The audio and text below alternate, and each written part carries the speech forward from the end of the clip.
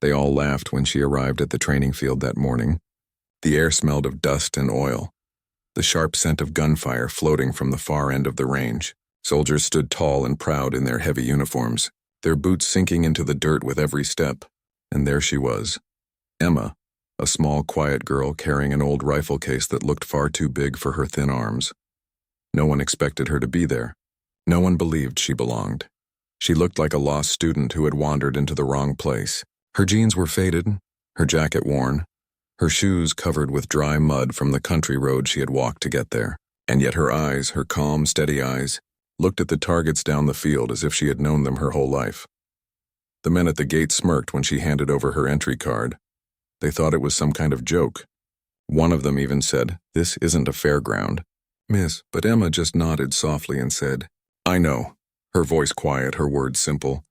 But there was something in the way she said it that made them pause for a second before waving her through. At the far end of the field, soldiers were practicing their shots one after another. The sound echoed across the valley like thunder. The targets rattled with each bullet that hit, dust rising and falling with every miss. Emma watched them closely, every breath, every movement, every pull of the trigger. She remembered how her father used to stand in their backyard, his hands rough and steady as he cleaned his old hunting rifle. He would let her hold the bullets, small shining pieces of metal that felt heavy in her tiny palms. He used to tell her, "It's not about strength. It's about stillness. You have to listen to the wind before you fire." And though he was gone now, those words still whispered in her ears whenever she felt afraid. The military open day was supposed to be for fun, a public event where anyone could try their hand at shooting. The officers saw it as a way to show off, but Emma saw it differently. She saw it as a promise to her father, one she had made quietly beside his grave a year ago. She had promised to show the world what he had taught her, even if no one believed she could when her turn finally came. The officer in charge glanced at her name on the clipboard, then at her face and asked, half smiling, "You sure you want to do this?" She nodded again, calm and certain, her heart beating fast but her hands steady. She walked toward the line where the targets waited, the air around her buzzing with the laughter of the crowd behind her. Some of the soldiers whispered to each other, their voices carrying across the field. "She's probably never even held a gun." "She's just here to take pictures," one said, but Emma ignored them. She set her rifle down gently, opened the case, and pulled out the same old gun her father had once used. The wood polished by time and love, the metal clean but simple. No fancy design, no modern scope, just a piece of her past resting in her hands. As she loaded the first bullet, the world seemed to slow down. She could hear the wind brushing through the grass, the faint clicking of the rifles around her, the heartbeat in her ears. She took a deep breath, remembering every time she had practiced alone in the woods, hitting cans, bottles, even tree knots from far away. Each shot a silent conversation with her father's memory. The officer gave the signal, and Emma raised the rifle, her arms relaxed, her finger light on the trigger, her eyes fixed on the red dot in the center of the farthest target. For a moment, everything else disappeared, the laughter, the noise, the doubt, all gone. Only the sound of her breath remained, slow and deep. Then she fired. A single crack broke the silence, the sound rolling across the field like a whip. The target quivered, the crowd went silent. The officer squinted through his binoculars, his mouth slowly falling open. The bullet had hit dead center, a perfect shot. No one spoke for a long moment. Then someone laughed nervously and said, "Beginner's luck." But Emma didn't look up. She was already reloading. Her face calm, her focus unbroken.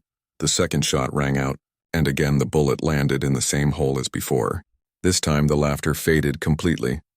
The soldiers stared, the officer lowered his binoculars, and even the general who had been walking by stopped to watch. Emma didn't smile, didn't speak. She just stood there, breathing softly, her eyes sharp and clear. She took another bullet, loaded it slowly, and fired again. The third shot sliced through the wind and struck the same mark. 3 perfect holes in one tiny red dot. Impossible, unbelievable. Yet right before their eyes, someone whispered, "Who is she?" Another said, "No one can shoot like that." But Emma just stepped back, placed her rifle down and wiped her hands on her jacket. Her heart still calm, her father's words still in her head. The officer walked toward her, his boots crunching in the dirt, his voice a mix of disbelief and respect. "Where did you learn to shoot like that?" he asked. Emma looked up at him, her eyes soft but unshaken, and said quietly, "I was just practicing." The wind picked up again.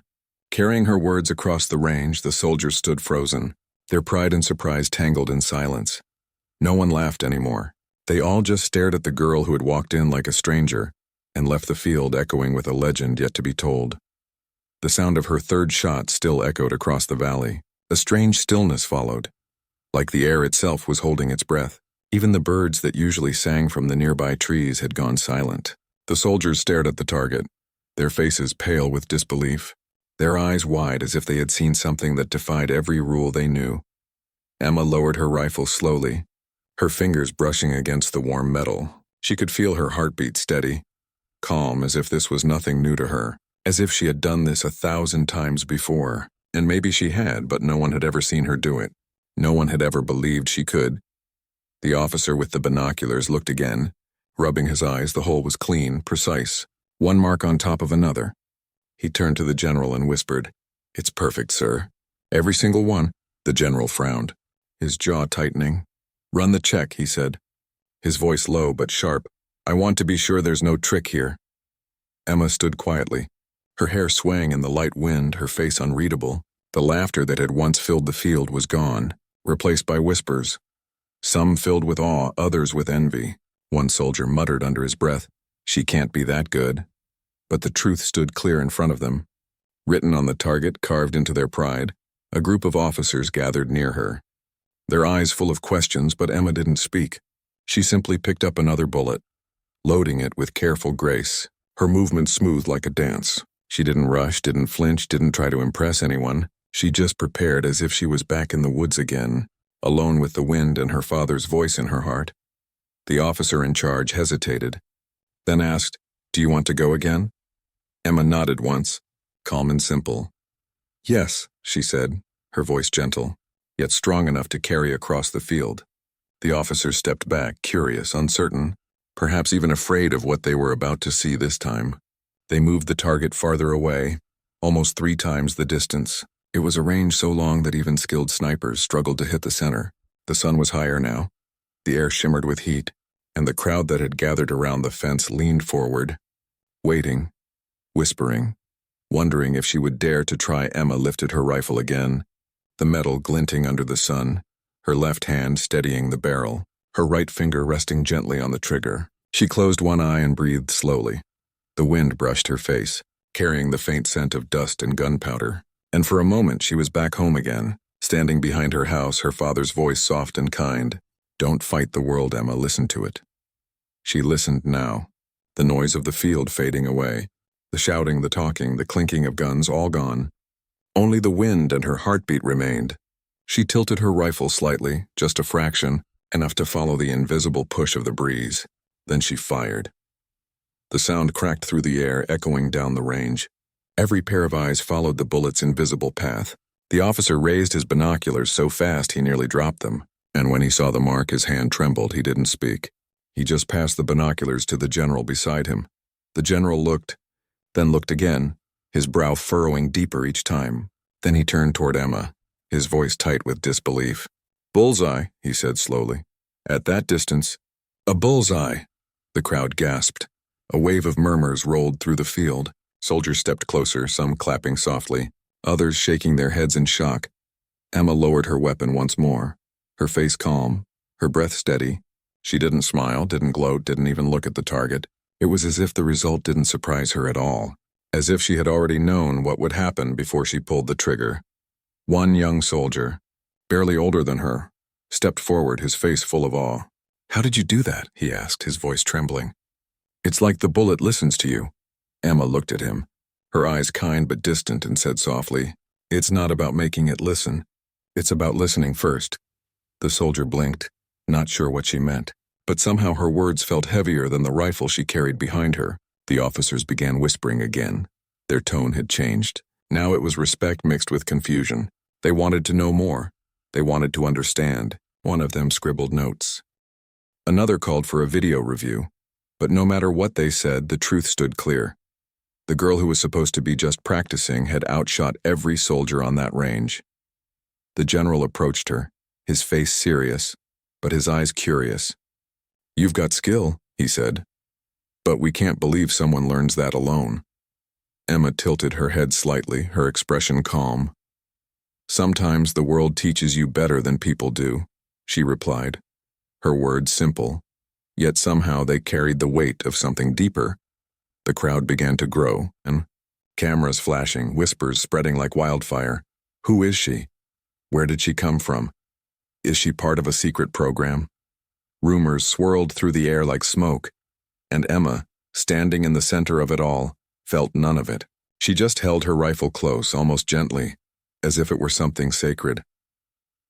A colonel leaned toward the general and said quietly, "We should test her again. Something harder. Something no one has ever done." The general nodded slowly, still staring at Emma. "Yes," he said. "Let's see just how far she can go." Emma overheard them, her lips forming a faint, mysterious smile, not of pride, but of calm certainty. She looked down the range, the target stretching endlessly into the heat shimmer, her eyes steady, her voice quiet as a whisper. "I'm ready." And with that, the girl who had once come just to practice now stood before the entire military range, a storm of curiosity building around her, a mystery that none of them could explain, but everyone wanted to witness unfold. The sun was now blazing over the training field. The air shimmered like liquid heat, and the silence around Emma felt heavy. Everyone waited, not a single laugh, not a single whisper of doubt, only eyes locked on the girl who had already done the impossible once. Now they wanted to see if it was real, if it was luck, or if she truly was something different. The general spoke quietly to his officers, his face unreadable, his words short and careful. "Bring out the long-range test," he said, and a few soldiers hurried away. Moments later, they rolled out a new target, one used only for special marksman tests, the kind that even trained snipers hesitated to face. It stood far beyond the usual line, almost lost in the haze of the afternoon heat, so far that the red circle at the center looked like a pinhole. Emma watched them set it up, her face calm, her hands resting on her rifle. Her shadow stretched long behind her. The soldiers whispered again, not with mockery this time, but with nervous excitement. One of them muttered, "No one's ever hit that on the first try." Another replied, "She might," and for a moment even the general found himself wondering what would happen next. A strong gust of wind swept across the field, dust spinning around her boots. The flags near the targets fluttered wildly. This was not a friendly wind. It was a hard, swirling one, the kind that could send even the best bullet off course, yet Emma's expression didn't change. She seemed to welcome it, as if the wind itself was an old friend returning after a long journey. She walked to the firing line again, her steps slow and measured. The officer asked softly, "You sure about this distance?" Emma nodded, her voice barely above a whisper. "The farther it goes, the quieter it feels." The officer didn't understand what she meant, but something in her tone gave him chills. She knelt slightly, resting the rifle against her shoulder, closing one eye, her breathing even and slow. The general gave the signal. Everyone stepped back. The world seemed to narrow down to that single line between her rifle and the target lost in the distance. Emma focused, her thoughts fading one by one. No crowd, no heat, no fear. Only the faint movement of the air brushing against her skin. She tilted the barrel slightly, feeling the direction of the breeze, remembering her father's soft words. "You can't fight the wind, Emma, you have to dance with it." She squeezed the trigger. The sound thundered through the field, the echo bounced off the nearby hills, and everyone froze. The bullet cut through the swirling air, invisible and fast. It took seconds to reach the target, but those seconds stretched into forever. Every soldier's eyes strained against the glare to see where it landed. The officer lifted his binoculars again, and when he saw the result, his knees almost gave way. The bullet had landed right in the middle, not near it, not around it, but dead center, even with the wind twisting through the air. The mark was clean, perfect, precise, impossible. The officer's voice trembled as he whispered, "Direct hit." The crowd exploded in noise, some cheering, some gasping, some shouting her name. Emma lowered her weapon slowly. the sunlight glinting off the metal like a quiet flame. The general walked forward, his boots crunching in the dust, his voice steady but filled with disbelief. No one has ever done that. Not even my best team. Emma looked at him, her eyes calm, her lips barely moving as she said, "It's all about patience." Her tone carried no pride, no arrogance, only truth. A reporter who had come to cover the event rushed forward, his camera flashing, his voice eager. "Miss, can you tell us how long you've been training?" Emma turned her gaze toward the horizon, her eyes soft but distant. "For as long as I can remember," she said. "I was just practicing." Her words echoed again across the crowd, the same ones she had spoken before. But this time they carried weight, meaning and mystery. The officers exchanged looks. The general gave a quiet command. "I want her record checked, everything. Her name, her family, where she trained." They wanted answers, because no one could believe what they had just seen. No one could understand how a quiet girl could walk in from nowhere and outshoot the entire field of professionals in one afternoon. As the sun began to sink behind the hills, Emma stayed on the field, sitting quietly near the bench, cleaning her rifle. The golden light caught her face, and for a moment she looked both young and timeless, like she belonged to another world. The wind moved softly again, brushing the loose strands of her hair, and she smiled faintly, whispering to herself, "You'd be proud of me, Dad," her voice carried away by the wind. The general watched her from afar, something in his chest tightening. He wasn't sure if it was pride or unease. He turned to his aide and said, "Get her name on the list. I want her back here tomorrow." The aide nodded. "Yes, sir." That night, as the soldiers left the field, their voices were filled with her name.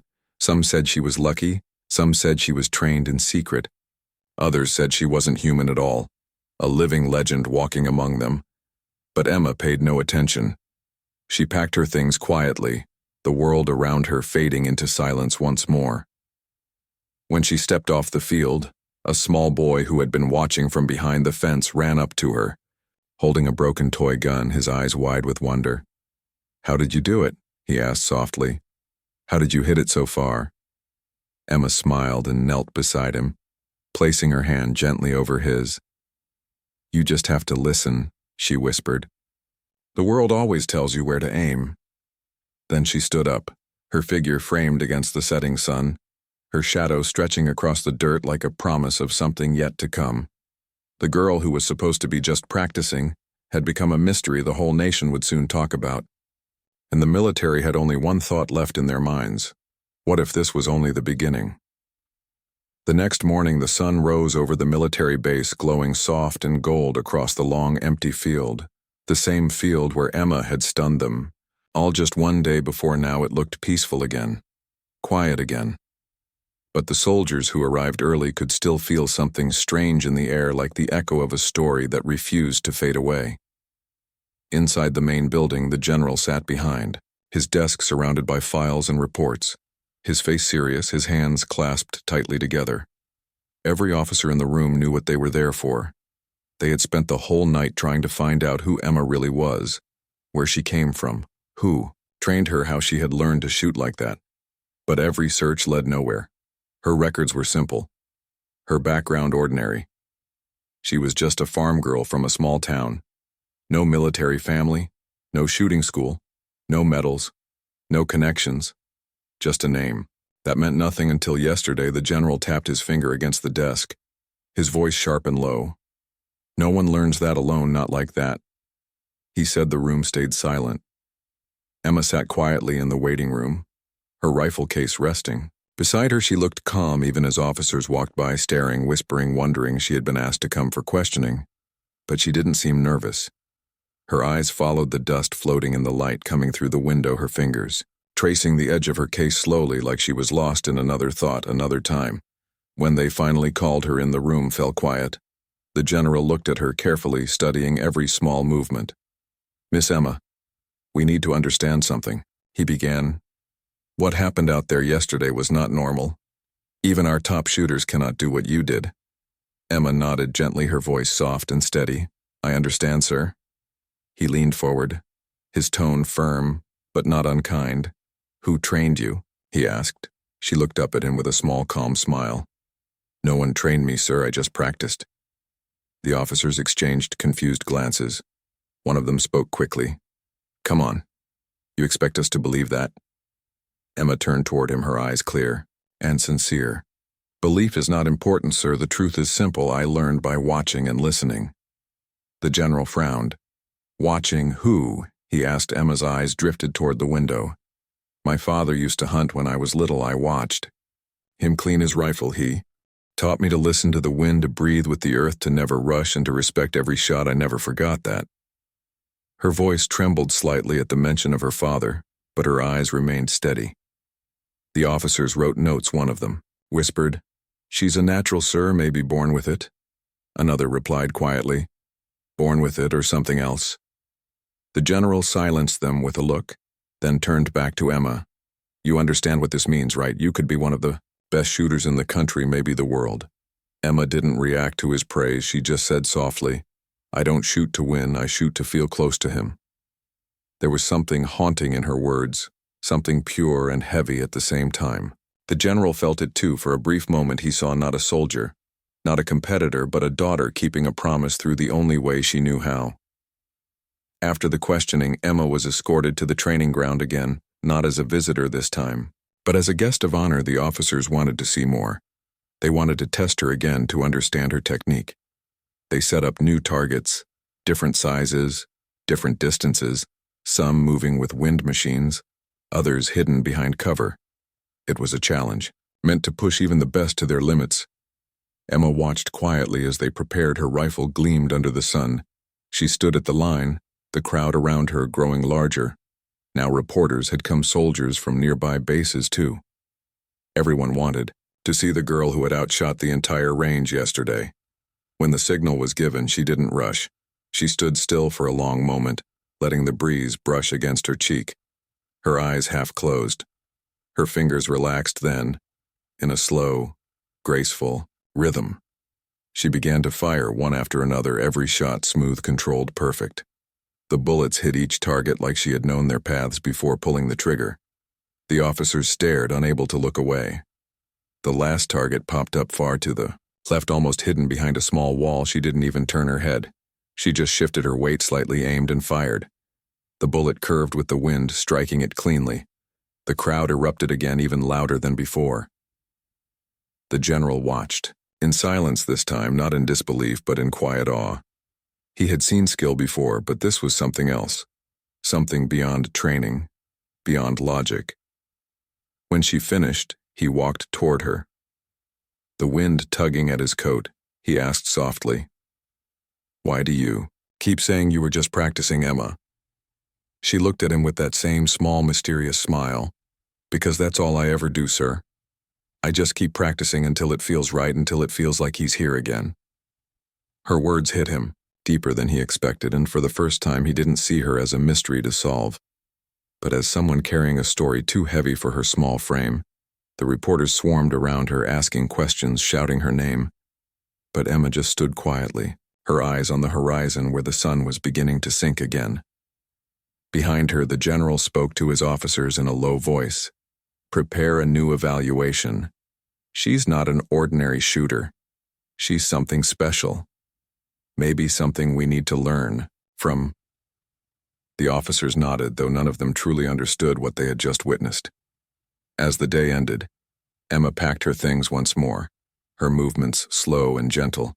She glanced at the empty targets across the field, her eyes soft with memory. She whispered under her breath, "Still practicing, Dad, always practicing." And as she walked away, the soldiers watching her felt something they couldn't name. Pride, maybe fear, maybe both. The legend of the quiet girl was spreading faster than anyone could control. And somewhere deep in the general's mind, a single thought began to grow. What if her gift was not just skill, but something greater, something the world wasn't ready for yet? The air at the national range was sharp and cold that morning. A strong wind rushed through the hills, carrying the sound of voices and boots across the ground.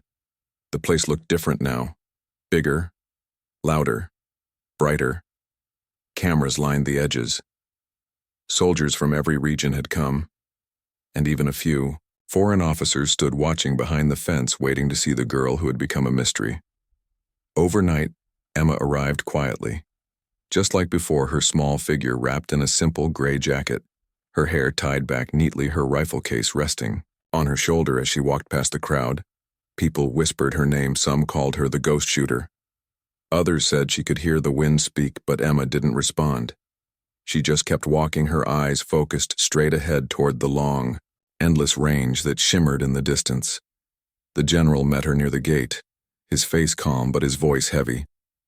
"This is different, Emma. This is not practice anymore. The nation is watching today." She nodded softly.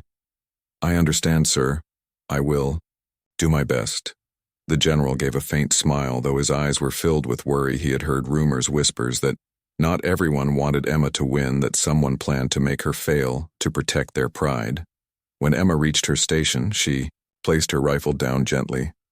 The weapon gleamed under the sunlight. Her hands moved slowly and carefully, like a musician tuning a sacred instrument. The soldiers beside her adjusted their scopes, whispering to each other. Some with admiration, some with resentment. One of them, a tall man with sharp eyes, watched her too closely. His name was Sergeant Blake, known for his ego and his envy. The wind picked up as the competition began. Targets were placed at different ranges, some fixed, some moving. Every shooter would have 3 chances. Emma stood quietly as her turn approached. The crowd buzzed like a storm of voices. The cameras flashed. The generals watched from a raised platform, and somewhere among them the jealous sergeant smiled faintly. As he glanced at her rifle, Emma stepped forward when her name was called, her breath slow, her heart steady. She reached for her weapon, lifted it smoothly, but something felt wrong. The weight was different. Heavier, her fingers brushed over the metal and found a small gap near the chamber, a gap that wasn't there before. She didn't react. Her eyes flicked toward the sergeant, who was watching her with a crooked smile. She understood in that moment someone had tampered with her weapon. Maybe to embarrass her, maybe to ruin her name, but she didn't panic. Instead, she placed it down and turned toward the general. "Sir, may I borrow another rifle?" she asked calmly. The general hesitated, surprised by her request. "Are you sure, Emma? This one isn't yours." "It doesn't matter, sir," she said. "It's not the gun that shoots, it's the heart behind it." The crowd grew restless as she picked up a heavy military rifle, one almost twice the weight of her usual weapon. She adjusted her grip, tested the balance, and took her position again. The officer signaled and the field went silent. The wind roared across the valley, carrying the sound of flags snapping in the distance. Emma closed her eyes for a second, her lips moving in a soft whisper no one could hear. Then she fired. The first shot cut through the cold air like lightning. The bullet struck the target right in the red ring. The crowd gasped. The soldiers froze. The jealous sergeant's smile faded. She reloaded. Quickly, her hands firm, the second shot fired again, sharper, faster, and struck closer to the center. The general leaned forward, gripping the railing, his heart pounding. The third and final shot came with a sudden gust of wind strong enough to bend the grass sideways. The target wavered in the distance, but Emma waited. She didn't fight it. She felt it like a wave moving around her. And when the breeze shifted, she pulled the trigger. Silence followed for what felt like forever. Then a loud metallic ping echoed through the field. When the dust cleared, the bullet had landed perfectly through the first 2 holes, one on top of another. A clean, impossible mark. The crowd exploded into cheers. Soldiers raised their hats. Cameras flashed. The general stood still in disbelief, and even the jealous sergeant lowered his eyes in shame. Emma lowered her weapon, her expression calm as always, her eyes bright with quiet strength. She turned to the general and gave a small nod. "Thank you for trusting me, sir," she said softly. He walked toward her slowly, his face both proud and humbled. "You have done something remarkable again, Emma. You proved what no one else could." She smiled faintly. "I was just practicing, sir, just like always." Her words carried through the crowd, and someone shouted her name, and soon hundreds of voices joined, chanting Emma's name across the field like thunder rolling across the sky. Reporters surrounded her microphones, flashing questions. "Who are you, really, Emma? Where did you learn? What will you do next? She didn't answer. She just smiled politely, her eyes drifting toward the hills beyond the range where the wind danced over the grass like a whisper from her past. As the celebration continued, the general turned to his officers and said quietly, "We cannot ignore this talent. She is beyond our training, beyond our understanding. We must keep her close. She belongs to history now." But deep inside, he knew it was more than skill. It was something deeper, something the world might never fully explain. When the field finally emptied, Emma stayed for a moment alone. She knelt beside her rifle, running her fingers over the cold steel, her voice barely a whisper. "You see, Dad? I didn't stop practicing." A tear rolled down her cheek, caught by the breeze and carried away into the fading light. The jealous sergeant watched from afar, his face filled with regret and respect. He walked away silently, knowing he had tried to bring her down, but instead had witnessed something he would never forget. As the sun dipped behind the horizon, the range fell quiet once more. Yet everyone who had been there that day knew they had seen more than just a competition. They had seen a legend, in the making, a girl who had faced envy, sabotage,